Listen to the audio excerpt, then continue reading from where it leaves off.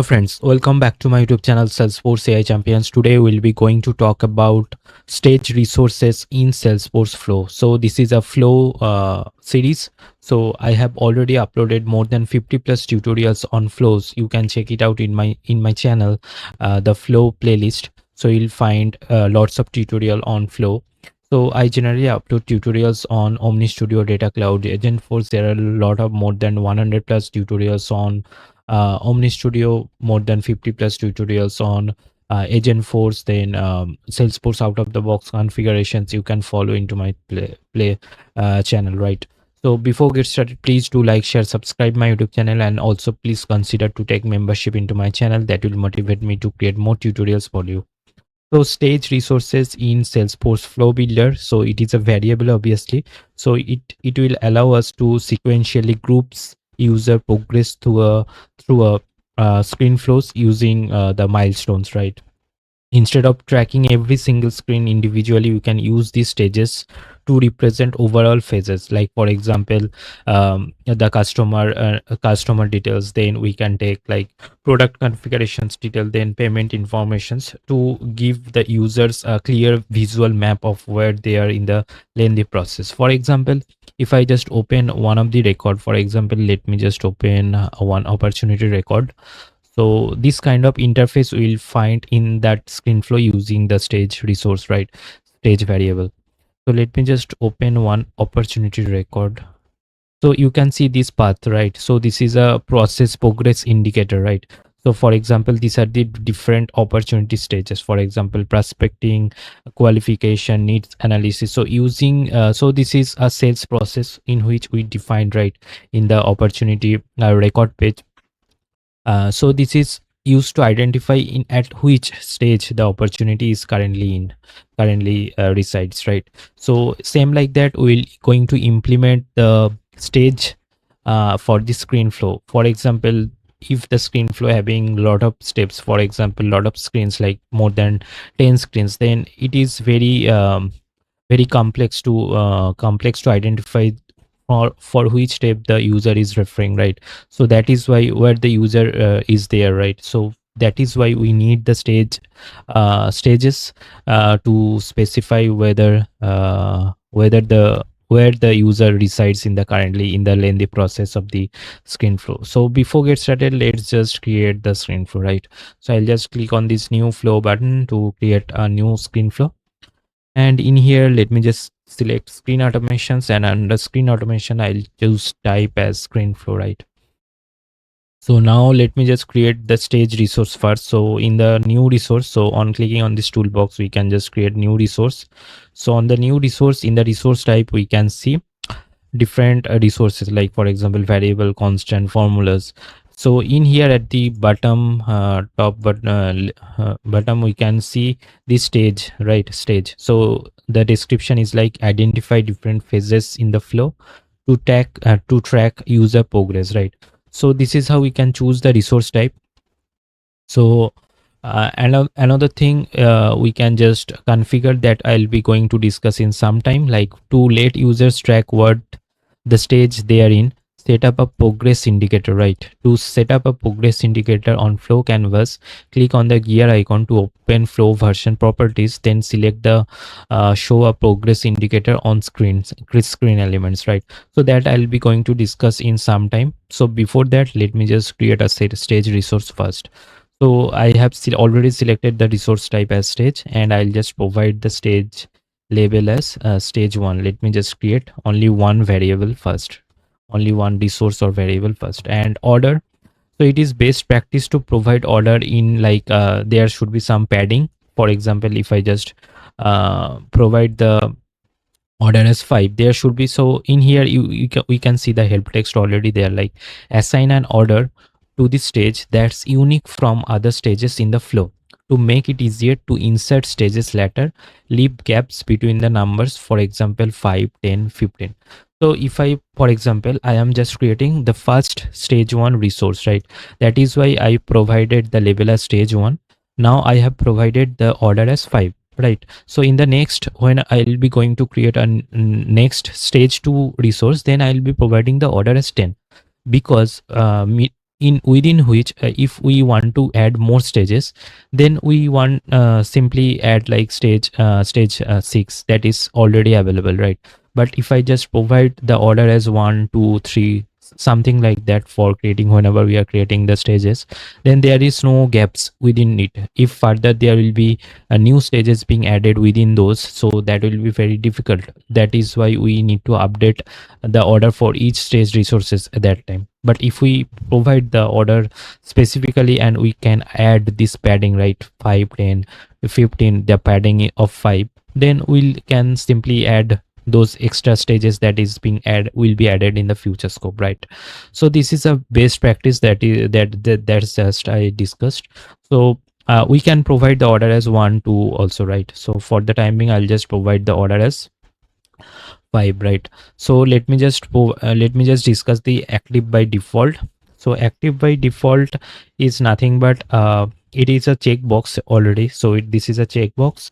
So it pre-populates the stage into the flows collection variable right from the flow interview begins, right? So it will whenever this checkbox is selected, it will show the stage is being activated and it is considered in the flow active stages variable. That I'll be going to also will be going to discuss that flow variable, flow resources variable. So we can just access those resources, like for example dollar flow dot active stages. So whenever we are checking this checkbox, so this resource, this stage will be considered within the flow dot active stages resources, a collection variable containing all stages that are relevant to the current flow run, right? And let me just let me just check the checkbox to true for this resource stage 1, right? So I'll just click on done, right? So now let me just save the flow and let me just show you the how we can configure the progress indicator, right? So let me just provide the flow name as screen flow progress, okay, stage resource demo, and let me just click on save. Now what we can do, we can just simply go to this view properties on clicking on the gear icon, and I'll just click on this show advanced. Let me just scroll down a little bit and we can see by default this will be selected, so show a progress indicator on screen flow. So this will be selected and we can see the preview of this. So this is how it will be shown in the screens of the screen flow, right? Progress indicator, and there are three different types. First one is simple, top of the screen, and the third one is footer. At the footer level it will show, and it will not support like some small screen don't support progress indicator in the footer of a flow screen, right? So there are some limitations, and we can use this one as well, path, top of the screen. So for the time being, I'll be choosing this path. So path is nothing but this interface will be shown. So if I just select this one, so this will be in line format rather than this path, right? So for the timing, let me just select this path and I'll just click on done. Now on clicking on this add element, we can just add a new screen. So for the timing, I'll just provide the screen label as 1. And another thing, whenever we are creating the stage resources, this will be automatically added, right? So this stage 1 stage 2, this will be shown automatically. So nothing to worry about. We can see and configure accordingly. And in here, whenever we are adding a screen element, we can see the stage resource, right? This stage resource, and we can select the stage resources as well. Or from in here also we can create a new resource. Since I have already created the resource, the stage 1, I can just choose this stage 1 resource, right? So after choosing the stage 1 resource, I can just simply click on done, right? So now let me just add another screen. So let me just provide the screen name as screen 2, and in here we just need to create a new resource for this stage 2, right? So if I just click on new stage resource, now let me just provide the label as stage 2 and order of 5 or order of 10, right? So as I mentioning 5 10 15, that order will be going to specify. And let me just choose active by default for the timing, right? So now let me just click on done again, and let me just click on done again. Let me just save, and let me just debug the flow. Now I'll just click on run, and we can see the stage 1 and stage 2 is being shown, right? So before that, let me just add few some like input keys so that we can simply identify. For the time being, I'll just add the name element in the for the first screen, and in the name element for enter. Okay, for the time being, I'll just provide the API name as name. So we are going to take few information of the customer details, for example first name and last name in this first screen, and in the second screen let me just choose like input text, or text input.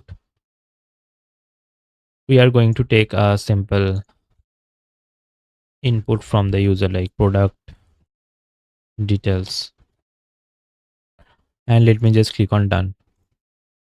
So now let me just debug again, and we can see in the stage 1 we can see the these are the input we can just we can just provide. So in the first screen, so this is since we have added the checkbox for the active, that is why it is showing as selected like stage 1.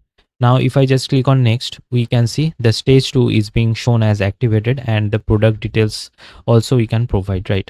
Now for the time being, let me just go to the manager, toolbox manager, and in the stage 2 resources, let me just uncheck it, right? Uncheck the checkbox active by default, and let me just click on done, and let me just save. Now let's see what happens, and let me just debug. And we can see that since we have inactivated the checkbox, the active checkbox we did not select for the stage 2 variable, that is why that is not showing as a active stage as part of the active stage, right? So that is why it is only showing the stage 1. If I just click on next, but it is still there in the backend, right? So it is showing in the stage 2, right?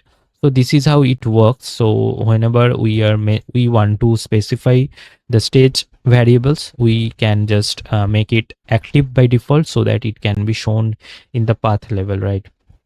And so that's all for today's demo.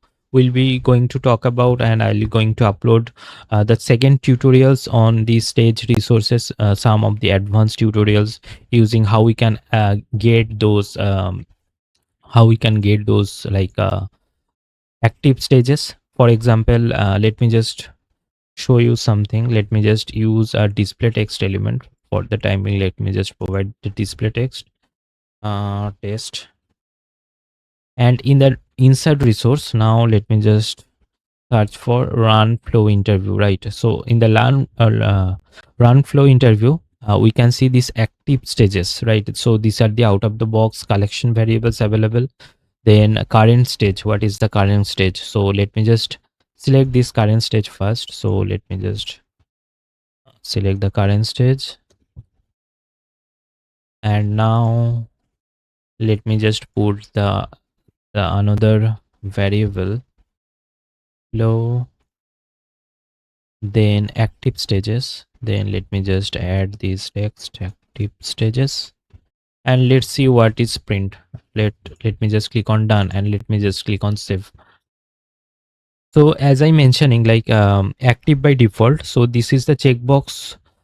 So the stage is automatically added to the flow.ActiveStages variable when the flow begins, right? So and let me just debug, right? So let me just go to the run, and let me just click on next, and we can see current stage is what? Current stage is stage 2, and what are those active stages? Stage 1 and stage 2, right? So now if I just go back, and if I just uncheck from this active by default from for the stage 1 variable, now if I just click on save, and let me just debug it again and go to the next step. Okay, let me just refresh once.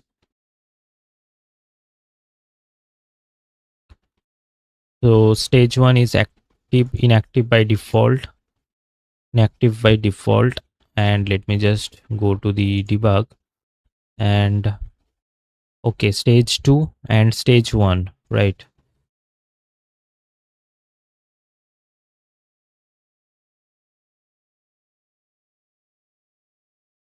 Okay, since I have inactivated the checkbox, so the for the stage 1, that is stage 2 get priority, right? So say stage 2 is being shown at first, right?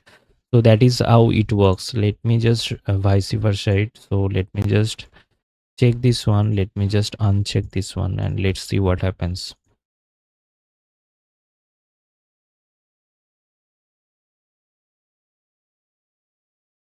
And we can see that, so in the active stages it is seeing still being shown, right?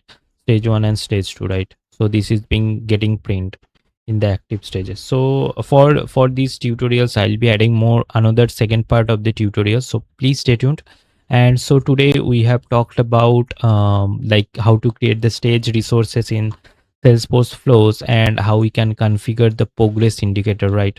So I have shown like this path progress indicator, but if I just select this simple top of the screen indicator, it will show as line. Let me just choose it and let me just show you, and let me just debug it once, and we can see that it is showing as line, right?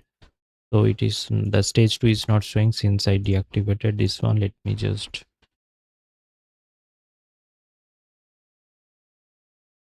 so we can see the stage 1 and stage 2 is being shown, right?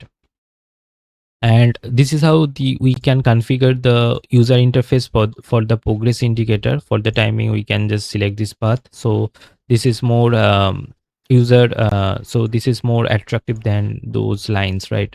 So this UI we are familiar with, so we can just use the path interface. And so today we have talked about how to create the stage resources, then we can how we can configure the progress indicator out of the box with no code process. So there are like multiple app exchange products that provide the process these progress indicators out of the box progress indicator components that we can just simply use by installing that app exchange app into our org, and we can just use the component directly in the flow. But this is out of the box feature that we can simply use in our case, right? So, and we have talked about like what are those orders, what are some best practices. For example, enter an order number using increments of 5, for example 1, 5, 10. This is the best practice that allow you to easily insert new stages later without renumbering, right? So we have then talked about like active by default this checkbox, so the stage is automatically added to the flow.ActiveStages variable when the flow begins, right? So then we in the next session we'll be going to see like how we can assign stages to the flow. So we'll be going to use, for example, an assignment element in our flow to update the flow.currentStage as user moves from one milestone to another milestone, right? So that's all for today's demo. Hope you like this video, and if you like this video, please like, share, subscribe my YouTube channel, and don't forget to hype this video. And if you like my content, please do consider to take membership into my channel. That will motivate me to create more tutorials for you. So I'll going to upload more tutorials on Salesforce flows, Agent Force, Data Cloud, Omni Studio. So please stay tuned, and thanks for watching.